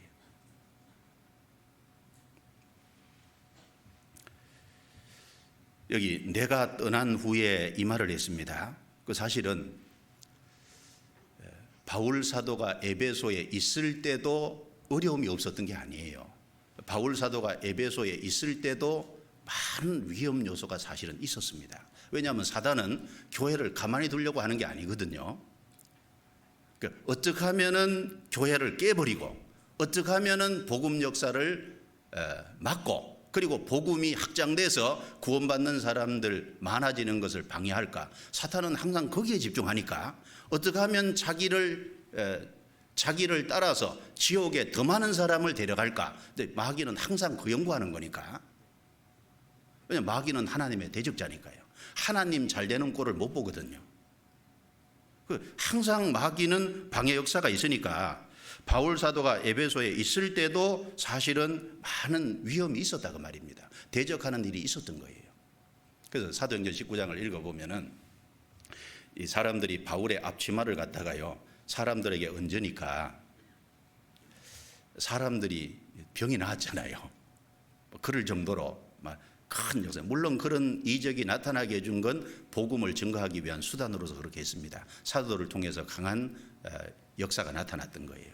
그러니까 어떤 사람이 흉내 내는 게 나오잖아요. 그 흉내 내다가 어떻게 됐습니까? 이제 그 흉내 내다가 이제 귀신 들린 사람을 귀신 쫓아내려고 하는데 이 귀신 들린 사람 속에 있는 귀신이 내가 바울도 알고 하나님도 아는데 넌 누구냐? 그래가지고 이 흉내 내는 사람 탁 잡아가지고 그렇죠. 그래 이 사람들이 발가보고 도망갔잖아요. 그리고 에베소에 큰 소요가 일어나서 바울이 에베소에 거주하지 못하고 떠나도록 어떤 그 마귀가 그런 분란을 일으킨 것도 있지 않습니까? 에베소에 있을 때도 한쪽에서는 복음의 역사가 강하게 나타났지만 한쪽에서는 마귀 역사가 또 강하게 나타났던 거예요. 그래서 이 에베소에 있을 때 고린도에 보낸 편지에 보면 고린도전서 16장 9절에 내게 광대하고 공효를 이루는 문이 열리고 대적하는 자가 많음이니라 이렇게 말했습니다. 광대하고 크죠. 그리고 공효를 이루는, 바울이 복음을 전해서 많은 사람이 그냥 듣기만 한 게 아니에요. 공효를 이룬다는 게 뭐예요? 실제 구원받는 놀라운 역사가 실제로 효력이 나타났다 그 말이잖아요. 복음을 많은 사람이, 아시아에 있는 사람이 다 들을 뿐 아니라 실제 마술하는 사람이 자기들 마술을 포기하고 책을 가져다가 태워버린 게 5만이나 되잖아요. 실제 공효를 이루었거든요. 그런데 또 한쪽에서는 대적한 자가 많음이니라. 대적하는 역사도 한쪽에서 강하게 일어났습니다. 그런데 바울이 있을 때는 그래도 바울이라는 참 큰 일꾼이 있으니까, 버팀목이 있으니까 그래도 좀 위태위태하고 많은 어려움이 있지만 잘 견뎌냈어요. 그런데 이제 바울이 떠난 후에, 바울이 떠나면 마귀가 어떻게 할까요? 이때가 기회다 그 말이잖아요. 더 크게 역사할 거다.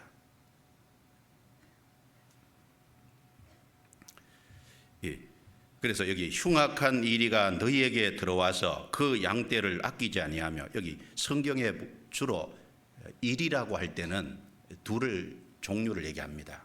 먼저는 거짓 선지자를 얘기할 때 일이라고 하고, 또 하나는 불신자를 얘기할 때 성경에 일이라고 합니다.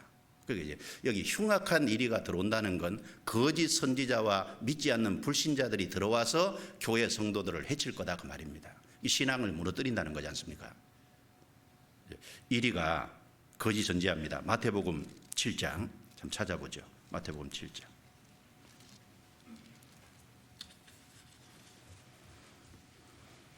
마태복음 7장 15절입니다. 같이 읽겠습니다.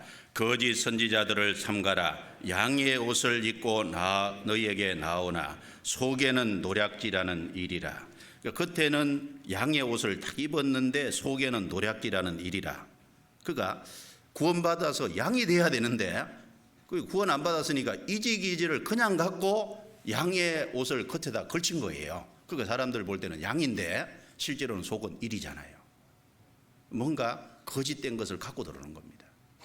그리고 이 마태복음 10장 16절에 예수님이 제자들을 둘씩 짝지어 보내면서 내가 너희를 보냄이 양을 이리 가운데 보낸가 같도다. 거기 이리는 안 믿는 불신자잖아요. 그 주님의 제자들은 양이고 안 믿는 세계는 일이라는 겁니다. 그러니까 이 바깥에서 들어온다 그 말이 이제 거짓 교리를 가지고 들어온다. 또 하나는 이제 불신자들이 실제로 구원을 안 받은 사람이 들어와서 교회에 분란을 일으킬 수도 있잖아요. 그 안에 끼어 있으면서 간증은 그럴싸하게 하는데 나중에 보면은 가짜였던 것이 드러나는 경우들이 있죠. 그래서 그걸 경계하라 그랬습니다. 그리고 안에서도 자기를 쫓게 하려고, 안에서 자기를 쫓게 한다는 건 자기 편으로 사람을 만들고 주님 쫓게 해야 되는데, 목회자도 왜 설교합니까? 목회자도 왜 성도들에게 말씀을 전하고 경계하고 권면합니까? 주님 바라보도록, 그 일꾼들도 주님 바라보도록 해야 되는데 자기 중심으로 모이게 한다면 그거는 잘못된 거잖아요. 자기를 좁게 하려고 어그러진 말을 하는 사람들이 일어날 줄을 내가 아노니. 그래서 이 에베소 장로들은 바울 사도의 말을 잘 귀담아 들었던 것 같아요. 잘 귀담아 들었으니까 흉악한 이리가 바깥에서 안으로 들어오는 걸 에베소 성도들은 딱 막았잖아요. 그걸 드러냈거든요. 요한계시록 2장입니다. 요한계시록 2장.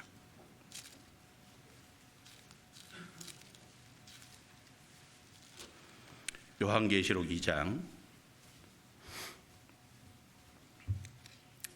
1절 2절 같이 읽겠습니다. 에베소 교회 사자에게 편지하기를 오른손에 7별을 붙잡고 7금 촛대 사이에 다니시는 이가 가라사대 내가 내 행위와 수고를와 내 인내를 알고 또 악한 자를 용납지 아니한 것과 자칭 사도라 하되 아닌 자들을 시험하여 그 거짓된 것을 내가 드러낸 것과 그 3절 끝에 아노라. 이 에베소 교회는 바울 사도 아까 에베소 장로들을 불러서 건면하는 내용이잖아요. 바울 사도가 3년 목회했고 나중에 바울을 같이 따르는 디모데가 거기서 전도하는 일을 했고 그 나중에 사도 요한이 거기서 전도하는 일을 했습니다. 마지막에 전도하는 일을 끝까지 거기서 한 사람은 사도 요한입니다. 그 여기 에베소 여기 칭찬하는 것 중에 하나가 악한 자들을 용납지 아니한 것과 그러니까 에베소 장로들이 바울 사도의 말을 잘 귀담아 들은 거예요. 그 악한 자가 나타나는데 자기를 쫓게 하려고 용납 안 했잖아요. 그리고 자칭 사로하되 아닌 자들을 시험하여 그 거짓된 것을 내가 드러낸 것과 자칭 사도라 하는데 진짜는 아니잖아요. 그래서 이제 시험해서 그 거짓된 것, 잘못된 것을 나타냈습니다. 그 바울 사도의 말을 귀담아 들었기 때문에 이게 바깥에서 들어오는 안에서 있는 이런 것들을 잘 이겨낼 수 있었던 거예요. 사실은 이 에베소뿐 아니라 고린도 교회는 거짓 선지자들이 와서 다른 예수, 다른 영, 다른 복음을 전했지 않습니까? 그리고 이 갈라디아 교회는 예수님 피로만 천국 못 간다. 예수님 피 플러스 할례 반드시 해야 천국 가는 거다. 천국 가는 조건으로서 할례를 플러스 했잖아요. 그래서 바울 사도가 다른 복음은 없다. 만약에 천사들이라도 다른 복음을 가서 전하면 저주를 받을지어다. 다른 복음 없다. 갈라디아 교회 다른 복음 가지고 들어왔습니다. 골로새 교회는 철학과 헛된 속임수를 갖고 들어왔습니다. 유대 율법주의, 의식주의를 가지고 들어왔잖아요. 그리고 조그만 것하고 엄청나게 막 가정하는 환상주의 같은 걸 가지고 들어오고 그리고 구원받고 성령의 인도를 따라서 말씀을 쫓아서 말씀으로 이기고 승리하는 건데 그 말씀은 아무 상관이 없고 성령은 아무 상관이 없고 금욕주의 그냥 육체의 욕망을 자제하고 절제하는 자기를 쳐서 복종시키는 금욕주의 같은 걸 가지고 들어와서 마치 그게 신앙인 것처럼 골로새 교회를 어지럽혔지 않습니까? 우리 시대는 안 그럴까요? 우리 시대도 엉뚱한 것이 너무너무 많은 세상입니다. 밖에서 들어올 수도 있고 안에서 무리질 수도 있고 그러니까 항상 경계하는 것이 맞다 그 말입니다. 왜? 교회는 하나님이 자기 피로 사신 교회니까요. 교회는 어마어마한 가치가 있고 그 교회는 너무너무 소중하니까 우리 교회의 구성원은 다 사실은 교회의 지킴이가 돼야 되는 거예요. 그렇지 않습니까? 그리고 그러면 이런 미혹하는 일을 막을 수 있는 방법이 뭐냐? 사실은 하나밖에 없습니다. 31절 32절 31절 32절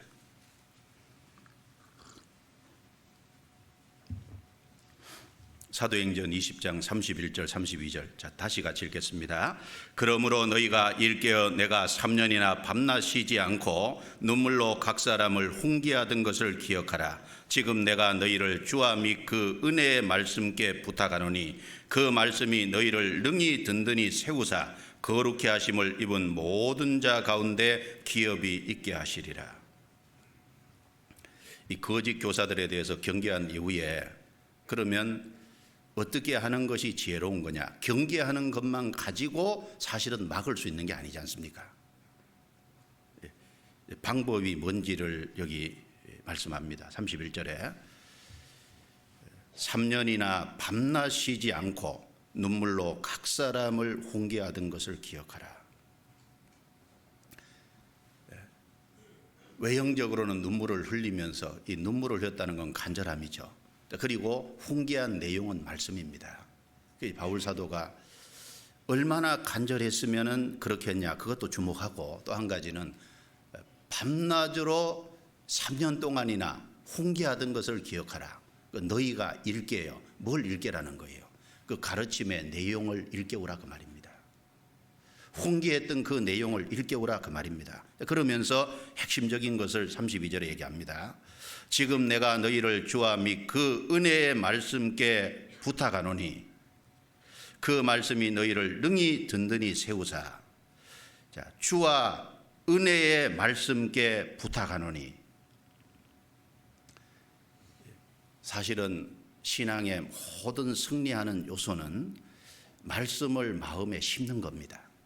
말씀을 마음에 심고 말씀이 마음판에 들어가서 마음판에서 그 말씀이 그 사람을 사로잡으면 사실은 힘있게 살 수 있는 거예요. 다른 방법이 없습니다. 여기 주와 및 그 은혜의 말씀께 부탁하노니, 한번 생각해 봅시다. 바울 사도는 에베소 교회를 에베소 장로들에게 부탁한다고 안 했잖아요.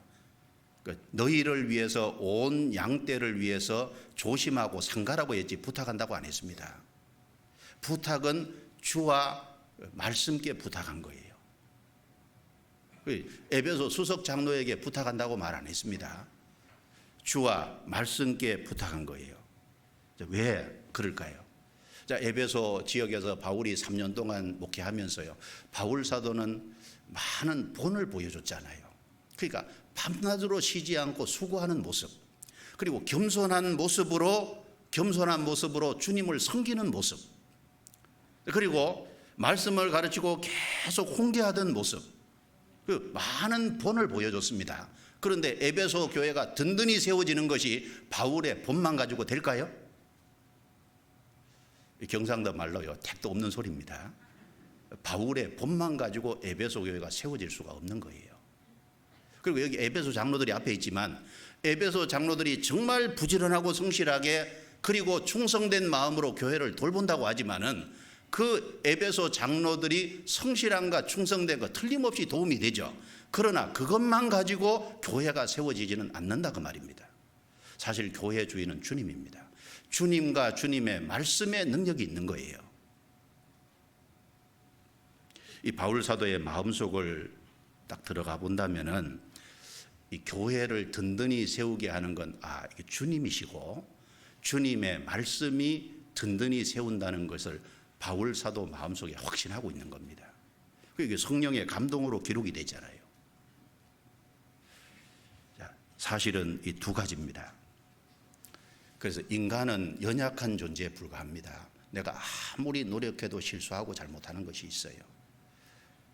사람은 연약합니다. 사람만 가지고는 안 됩니다. 사실은 능력이 있는 것은 딱 둘입니다. 주님과 주님의 말씀에 능력이 있는 거예요. 사실은 포커스가 주님과 주님의 말씀에 집중해야 되는 겁니다. 주님과 주님의 말씀이 정말 그 사람 마음속에 심겨서 그 사람 마음판에 들어갔을 때 주님이 그 사람 마음을 크게 자리 잡고 있고, 그 사람 마음속에 주님이 정말 광대하고 크신 분이고, 주님의 말씀이 그 사람 마음속에 딱 들어가서 말씀이 그 사람을 찾고 있다면 그 사람은 사실 미혹을 안 받습니다. 그 사람은 든든히 어떤 환난과 역경이 와도 딱 버티고 서 있는 거예요. 자, 첫 번째, 권능은 주께 있습니다. 한번 성경 찾아봅시다. 시편 62편. 시편 62편.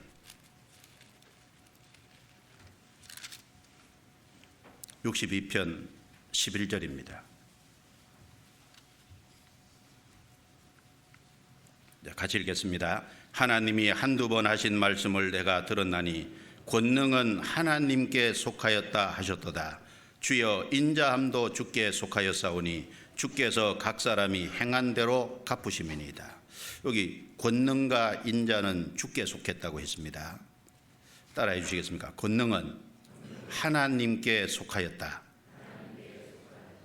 이 시편 기자는 하나님이 한두 번 자기에게 직접 하신 말씀을 자기가 들었다는 겁니다. 권능은 주께 속했다. 이 시편 기자가 누구냐면 다윗이잖아요. 권능이 하나님께 속했다는 걸 다윗은 마음속에 확실히 알고 있었잖아요. 그러니까 골리앗 앞에 나아갈 때 골리앗 엄청난 키고 그리고 싸움에 익숙한 장군이고 그럼에도 불구하고 물매하고 막대기 가지고 나갈 수 있는 것은 권능은 하나님께 속했으니까 그게 가능한 얘기인 거예요. 사울에게 그렇게 십수년을 쫓겨다니면서도 하나님이 자기에게 사무엘을 통해서 기름을 부었으니까 왕이 될 것이라는 걸 끝까지 믿은 것도 권능은 주께 속했다는 걸 믿었기 때문에 가능한 거지 않습니까? 권능은 주께 속한 겁니다. 그리고 이사야 45장입니다. 이사야 45장 24절입니다.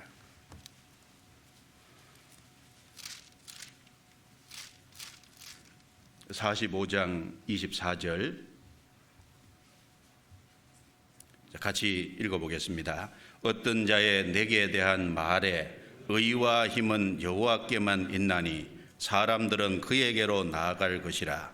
무릇 그를 노하는 자는 부끄러움을 당하리라마는, 그 다음 제가 읽습니다. 이스라엘 자손은 다 여호와로 의롭다함을 얻고 자랑하리라 하느니라 하셨느니라. 이사야 성경을 기록하고 있는 사람이 이사야 선지자인데, 어떤 자의 내게 대한 말에, 어떤 자가 이제 이사야 선지자에게 얘기하기를 의와 힘은 여호와께만 있나니, 여호와께 있나니가 아니라 여호와께만 있나니 사람들은 그에게로 나아갈 것이라. 맞잖아요. 의와 힘은 여호와께만 있습니다. 여호와께도 있는 게 아니죠. 여호와께만 있습니다. 사실은 힘은 주님께로 나오잖아요. 의도 주님께로 나오잖아요. 우리가 자기 의 가지고 천국 갈 수 없지 않습니까? 사실은 완전한 의는 주님께로만 나옵니다. 사람은 잘하는 것도 있지만 잘못하는 것도 많아요. 스가랴 4장 6절에도 이는 힘으로 되지 아니하며 능으로 되지 아니하고 오직 나의 신으로 되느니라. 힘과 능이 있다고 그거 가지고 되는 게 아니지 않습니까? 그래서 사람들 객기 부리죠. 아, 나는 내 주먹 믿는다고. 그건 진짜 객기죠. 힘으로도 되지 아니하며 능으로도 되지 아니하며 오직 나의 신으로 되느니라. 솔로몬 성전 앞에요, 엄청난 두 기둥을 세웠잖아요. 근데 그 두 기둥의 높이가 얼마인지 아세요? 높이가 18m짜리를 세웠지 않습니까? 18m짜리면 이 아파트 한 층이 3m라고 하고, 원래 좀 3m 좀 안 되죠. 그런데 3m라고 할 때 368이니까 6층 건물 높인 거예요. 그러니까 6층 건물 높이로 솔로몬 성전을 들어갈 때 우뚝 솟은 두 기둥을 이렇게 세워놨는데, 한쪽에서는 야긴, 한쪽엔 보아스라고 기록을 해놨다 그 말입니다. 야긴, 저가 세우리라. 보아스, 저에게 능력이 있다. 그러니까 성전은 실제로 하나님이 사람을 수단으로 세웠지만 그 성전이 그게 다 완공되는데 보이지 않게 배후에서 마음을 합치게 만들고 그 모든 것이 완성되게 만든 건 주님이 하신 거잖아요. 주님이 세우신 거고 주님의 능력으로 세우신 겁니다. 그 주님의 능력을 사람들에게 나눠줘서 사람을 수단으로 사용하신 거지 않습니까? 그럼 지금 교회도 마찬가지죠. 한 사람이 구원받는 것은 누구 능력입니까? 사실은 주님이 불쌍히 여겨줘야 구원을 받는 거예요. 그래서 누가복음 18장에 세리가 얘기했잖아요. 주여 불쌍히 여기옵소서, 나는 죄인입니다. 불쌍히 여겨주셔야 실제로 구원을 받는 거예요. 디도서 3장 5절에도 우리를 구원하시되 우리의 행한 바 의로운 행위로 말미암지 아니하고 오직 그의 긍휼하심을 쫓아 중생의 씻음과 성령의 새롭게 하심으로 하셨나니, 우리의 행한 바 의로운 행위로 말미암지 않았죠. 오직 그의 긍휼하심을 쫓아, 주님의 긍휼이 킨 겁니다. 그러니까 주님이 긍휼히 여겨주셔서, 불쌍히 여겨주셔서 구원받은 거잖아요. 그래서 한 사람이 구원받는 것은 주께 속한 겁니다. 한 사람의 신앙이 세워지는 것도 사실은 주께 속한 거예요. 고린도전서 3장 6절 7절 나는 심었고 아볼로는 물을 주었으되 오직 하나님은 자라나게 하셨나니 그런즉 심는 이가 물 주는 이는 아무것도 아니로되 오직 자라나게 하시는 하나님 뿐이니라. 나는 심었고 아볼로는 물을 주었다. 그 말은 바울 사도는 복음을 전해서 사람들에게 구원받는데 간접 도구가 됐고, 아볼로는 구원받은 사람들에게 하나님의 말씀을 전해서 신앙이 세워지는데 간접 도구 역할을 했다고 말입니다. 그런데 오직 자라나게 하시는 이는 하나님 뿐이시니, 그 자라나게 하시는 건 하나님이잖아요. 우리가 씨를 심을 때 씨가 심어지면 싹이 나오는 건, 나는 심지만 싹 나오는 건 내가 뽑아내는 게 아니지 않습니까? 뽑아냈어요? 심기만 했잖아요. 그런데 나는 물을 줬지만 자라나게 하시는 건 누구예요? 여러분, 이제 그 식물 심어놓고 이걸 막 잡아당겨요? 자라나게 하는 건 내가 아니지 않습니까? 그러니까 내가 아무리 씨를 심고 내가 아무리 물을 줘도 이게 이제 싹이 나게 하고 자라나게 하는 건, 이건 하나님 권능이니까, 하나님 능력 범위니까 그건 내가 할 수 없는 거지 않습니까? 의정부 있을 때 저 연천까지 가서 콩 심은 거 기억나죠? 콩 심은 거. 사람이 아무리 고생을 해도 사실은 수고하는 것에 이제 사람이 쓰임 받는 거지, 실제 싹이 나고 자라게 하고 열매 맺는 것에는 사람이 할 수 있는 능력 범위 바뀌거든요. 그러니까 사람은 자기 행한 대로 그 상을 받을 뿐입니다. 빌립보 지역에서 바울이 전도할 때 우물가에 모인 여인들에게 전도했는데, 그 루디아의 마음을 열어 바울의 말을 청종케 하신지라. 루디아의 마음을 열어서 구원받게 한 분이 주님이잖아요. 그 주님이 안 열어줬으면 구원 못 받는다 그 말입니다. 그 신앙 안에서 든든히 세우는 것도 실제로는 죽게 있는 거지 않습니까? 로마서 14장 4절에요. 남의 하인을 판단하는 너는 누구뇨? 그 섰는 것이나 넘어지는 것이 제 주인에게 있음에 저가 세움을 받으리니 이는 저를 세우시는 권능이 주께 있음이니라. 각 사람을 세우는 권능이 주께 있잖아요. 사람은 보조수단 하는 겁니다. 보조수단도 중요하죠. 그런데 핵심은 주님이 하시는 겁니다. 그리고 또 하나, 권능은 어디에 속했을까요? 사실 권능은 말씀에 속했습니다. 하나님이 사람을 구원받게 하고 세우는 모든 권능은 하나님이 말씀으로 하시는 겁니다. 주님께 능력이 있고 주님은 말씀을 통해서 역사하신다 그 말입니다. 자, 기차는 레일리로 달리듯이 하나님은 말씀을 수단으로 해서 사람을 세우는 것이 확실하지 않습니까? 그 말씀이 능히 너희를 든든히 세우사. 말씀이 세웁니다. 잘 생각해 보세요. 우리 마음속에 그리고 우리 삶 속에 있는 죄를 드러나게 하는 것도 말씀으로 죄를 깨닫게 하지 않습니까? 한 사람이 복음의 말씀을 듣고 믿게 하는 거잖아요. 그 들을 적에 주님이 같이 역사하는 거지 않습니까? 그리고 그 사람의 영혼을 강건케 하는 것도 말씀이죠.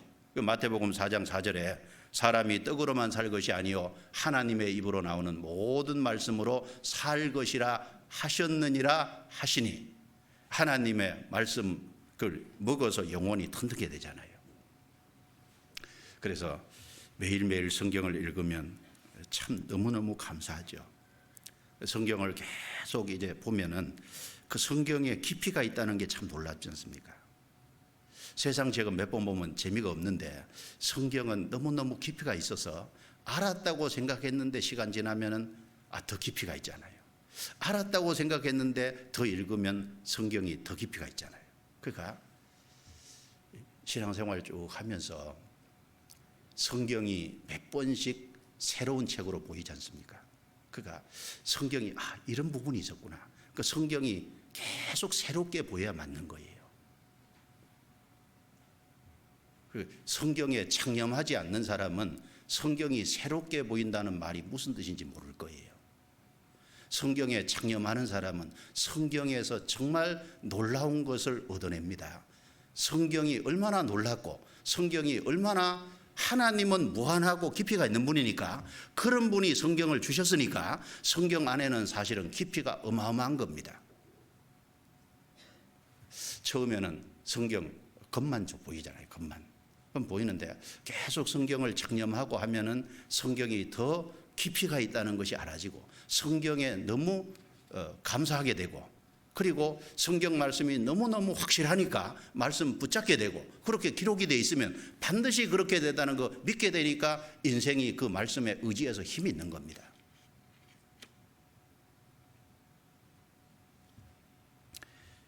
성경을 가까이 해야 됩니다.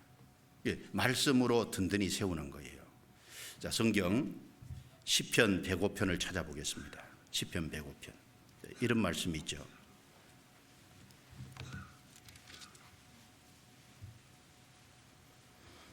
시편 105편 19절입니다. 요셉 얘기를 하면서 17절부터 제가 읽어볼게요. 한 사람을 앞서 보내셨으며 요셉이 종으로 팔렸도다. 그 발이 착고에 상하며 그 몸이 쇠사슬에 매였으니 곧 여호와의 말씀이 응할 때까지라. 같이 읽습니다. 그 말씀이 저를 단련하였도다. 여호와의 말씀이 이루어질 때까지라. 이루어질 때까지 어려움을 겪었다는 말이죠. 그리고 그 말씀이 저를 요셉을 단련하였도다. 사실은 요셉을 단련해서 요셉을 든든케 세우고 요셉을 총리까지 우뚝 세워놓은 것이 사실은 그 말씀이 저를 단련하였도다. 말씀이 한 거예요. 자, 생각해 봅시다. 요셉이 형들에게 미움을 받아 애굽으로 팔려갈 때 사실은 그때도 요셉을 붙잡아 준 것이 말씀이잖아요. 애굽에서 종살이 할 때도 요셉을 붙잡아 준 게 말씀이지 않습니까? 요셉이 보디발의 아내의 유혹을 받았을 때 가감하게 오해를 받을 수도 있지만은 이것만은 절대 하지 말아야 되겠다고 생각하고 웃옷을 잡고 늘어지니까 웃옷까지 벗어놓고 도망간 것 자체가 하나님의 말씀이 그 사람을 붙잡아 준 거지 않습니까? 억울한 누명을 쓰고 감옥에 있을 때도 요셉을 붙잡아 준 것이 말씀입니다. 이 감옥 안에서요, 이 왕의 신하의 꿈을 해몽해서 한 사람이 복직이 됐는데 복직하는 사람에게 나 좀 왕에게 얘기해서 부탁합니다 그랬더니 잊어먹어버렸어요. 세상에 2년 동안 그렇게 까맣게 잊어먹을 수 있어요? 하나님이 잊어먹게 안 하면 그거 어려운 얘기입니다. 그런데 2년 동안 까맣게 완전히 요셉은 잊혀진 존재가 됐잖아요. 자, 아버지도 죽었다고 생각하죠. 형들에게도 잊혀진 존재가 됐죠. 그리고 보디발의 집에 그 보디발이 자기를 가정총무가 보디발이라는 그 사람도 요셉을 잊어버렸을 겁니다. 자기가 은혜를 베푼 꿈을 해준 그 사람도 잊어먹었습니다. 그런데 딱 한 분 잊지 않은 분이 있습니다. 하나님이 요셉을 잊지 않았잖아요. 하나님이 보고 계십니다. 그때도 요셉을 붙잡아 준 것이 말씀입니다. 그 말씀이 저를 단련하였도다. 그러니까 단련이 됐으니까 이제 때가 됐으니까 하나님이 탁 높여서 총리가 되게 해주셨잖아요. 사실은 하나님이 내 인생에 많은 고난을 주신다면 하나님이 나를 후대하신 겁니다. 후대하시기 때문에 말씀 통해서 단련하시는 거예요. 그런데 어려움을 겪을수록 고난을 겪을수록 뭐에 창념해야 되냐면 말씀을 붙잡아야 되는 겁니다. 고난을 겪을수록 말씀을 붙잡으면 그 인생이 바뀌어지는 거예요. 그래서 고난을 당할 적에 말씀을 안 붙잡으면 인생이 안 바뀌어지지 않습니까? 그 말씀이 저를 단련하였도다. 그 말씀이 능히 저를 든든히 세우사. 그리고 초대교회요, 전도를 힘있게 했던 것도 사실은 말씀의 능력이 있었지 않습니까? 한번 찾아봅시다. 사도행전 6장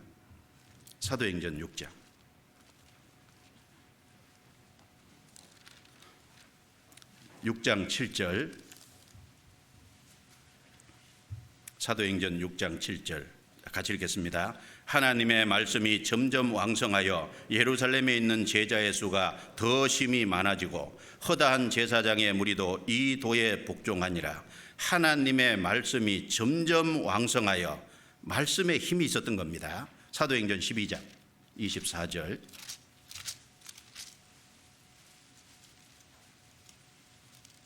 또 같이 읽습니다. 하나님의 말씀은 흥왕하여 더하더라. 사도행전 19장 20절.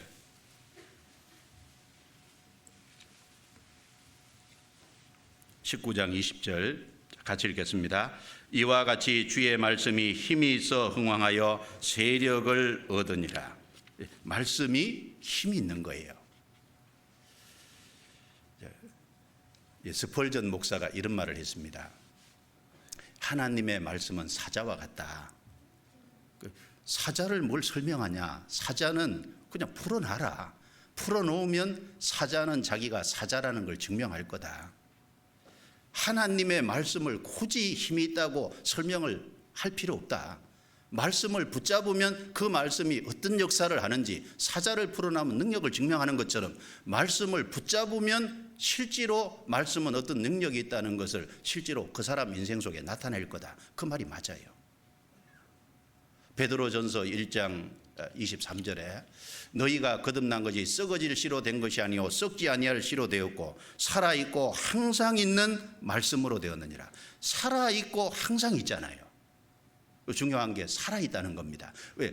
주님이 살아계시니까. 주님 입에서 낸 것이 살아있을 수밖에 없잖아요. 주님과 연결되어 있으니까. 항상 있는, 그리고 항상 있지 않습니까? 우리나라 이 개신교 최초의 순교자가요, 토마스 선교사입니다. 영국 사람인데 1866년 8월에 제너럴 시어먼호를 타고 대동강에 들어왔잖아요. 그때 통역사로 타고 들어왔습니다. 한국에 전도하려는 목적으로 들어올 적에 이때가 대원군의 세국 정책을 펼 때지 않습니까? 이제 결국은 이제 여러 가지 과정이 있는데 배를 불질러 버렸어요. 불질러 버리니까 이 배에서 사람들이 나와서 그 나온 모든 사람들을 다 참수해 버렸지 않습니까? 그런데 이 토마스 선교사가 한문 성경책을 가지고 들어왔는데 대동강을 거슬러 올라오면서 한문 성경책을 계속 뿌리고 온 거예요. 중간중간. 그리고 참수를 딱 당할 적에 자기 목을 친 사람이 박충건이거든요. 이 박충건이라는 사람한테 빨간 이렇게 보자기에 쌓인 성경책 한 면을 내민 거예요. 웃으면서 이걸 받으라고 한 거예요. 뭐라고 얘기를 했는데, 근데 박충건이는 뭐라고 알아듣지를 못했습니다. 나중에 박충건이가 얘기하기를 자기가 목을 치려고 하는데 빨간 이렇게 보자기로 쌓인 뭔가를 무슨 얘기를 하면서 내는데 웃으면서 전달해 줬다 그 말입니다. 그래서 그걸 안 받을 수가 없었다는 거예요. 받고 목을 친 겁니다. 목을 쳤는데 이걸 그냥 버릴 수가 없잖아요. 자기 그 인상이 너무 남아서 그걸 가지고 와서 나중에 그 읽다가요 구원받았잖아요. 예수 믿는 사람이 되지 않습니까? 이 성경책을 뿌리고 올라왔는데 그때는 종이가 귀했잖아요. 그러니까 이 박영식이라는 사람은 그 성경책 한 권을 낱장을 뜯어가지고 집에다 다 도배를 한 거예요. 도배를 했는데 그 도배한 보면 다 성경책이니까 자꾸 읽다 보니까 나중에 예수 믿는 사람이 됐잖아요. 그래서 박영식이가 구원받고 거기 이제 평양 최초로 널다리굴 교회가 생겼고 그것이 나중에 장대영 교회 시초가 되지 않습니까? 그러니까 말씀은 스스로 능력을 입증한다 그 말입니다. 말씀을 계속 보고 있으면요, 안 믿는 사람도 성경을 계속 보고 있으면요, 그 사람 말씀에 사로잡히게 돼 있어요. 안 봐서 문제지, 그렇죠? 보면 사로잡히게 돼 있거든요.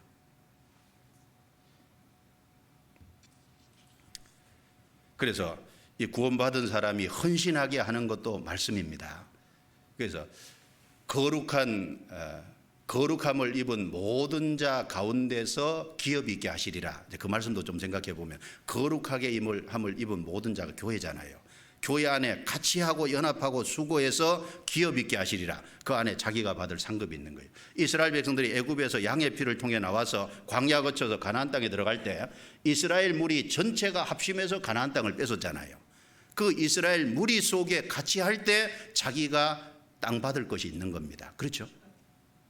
마찬가지예요. 이 거룩해 하심을 입은 무리자 가운데서 힘을 합치고 수고하고 복음을 전하는 그 가운데서 합심할 때 하나님 앞에 섰을 때 그 무리 가운데서 자기가 받을 상이 있는 겁니다.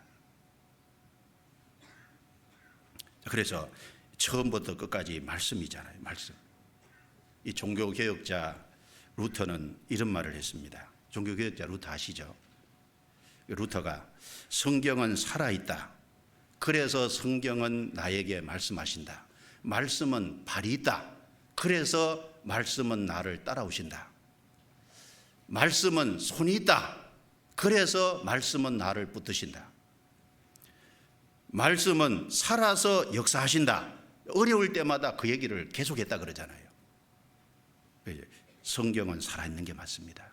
그러니까 성경이 살아있는 책이 맞고 능히 너희를 그 말씀이 든든히 세우는 것이 확실하다면 어떻게 해야 될까요? 말씀을 믿음으로 받아들여야 되는 겁니다.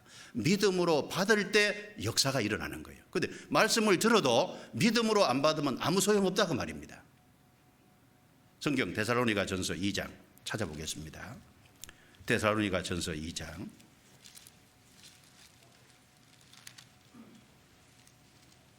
13절입니다. 2장 13절, 자 같이 읽겠습니다. 이러므로 우리가 하나님께 쉬지 않고 감사함은 너희가 우리에게 들은 바 하나님의 말씀을 받을 때 사람의 말로 아니하고 하나님의 말씀으로 받음이니 진실로 그러하다. 이 말씀이 또한 너희 믿는 자 속에서 역사하느니라. 자, 따라해 주시기 바랍니다. 하나님의 말씀으로 받음이니 이 말씀이 또한 너희 믿는 자 속에서 역사하느니라. 그러니까 우리는 수요일도 말씀을 받고 주일도 말씀을 받고 개인적으로 읽을 때도 받고 모임 때마다 받고, 그런데 듣는 겁니까? 믿음으로 받는 겁니까? 믿음으로 받아야 되거든요. 믿음으로 받을 때 이 말씀이 믿는 자 속에서 역사하느니라. 왜 역사가 안 나타나고 왜 능력 없는 삶을 사냐 하면 말씀을 믿음으로 안 받아요. 히브리서 4장 2절에 그 들은 바 말씀이 너희에게 유익되지 못한 것은 듣는 자가 믿음을 하합지 아니하면, 믿음을 하합을 안 하니까, 믿음으로 하합해야 되는데 안 하니까 역사가 안 나타나요. 힘없는 생활이 되는 겁니다. 그래서 주와 및 은혜의 말씀께 부탁하노니, 주님에게 능력이 있고 말씀에게 진짜 능력이 있습니다. 우리는 그 사실을 잊지 말아야 되고, 그래서 주님에게 가야 되고, 이제 사실은 말씀을 가까이에서 말씀에 창념을 해야 되는 겁니다. 창념을 하고 그 말씀에 사로잡혀야 되는 거예요. 그리고 그 말씀을 믿음으로 받고, 한 구절이라도 믿음으로 받으면, 믿음으로 그걸 받아서 묵상하고 그걸 믿음으로 붙잡으면 그것이 실제 생활이 된다고 말입니다. 삶에 실제로 그것이 능력이 된다고 말이잖아요. 그리고 그렇게 할 때 거룩한 무리 가운데서, 교회 가운데서 힘을 합칠 수 있잖아요. 그리고 주님 앞에 섰을 때 상 있는 게 맞지 않습니까? 그러니까 바울 사도는 에베소 교회를 마지막으로 본다고 생각하고 얘기한 겁니다. 그러니까 중요한 것을 얘기한 거예요. 교회가 하나님이 자기 피로 사신 교회다.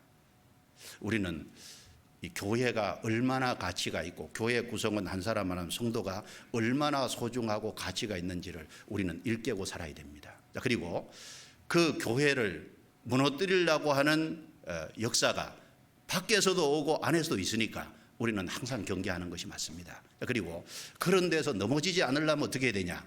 주와 및 은혜의 말씀께 부탁하노니 그 말씀이 너희를 능히 든든히 세우사. 사실 우리가 잊지 말아야 됩니다. 왜 이 얘기를 했냐면 중요하니까요. 가장 중요한 얘기를 하고 있는 겁니다. 그래서 다 귀하게 쓰임 받기를 바랍니다. 기도드리겠습니다.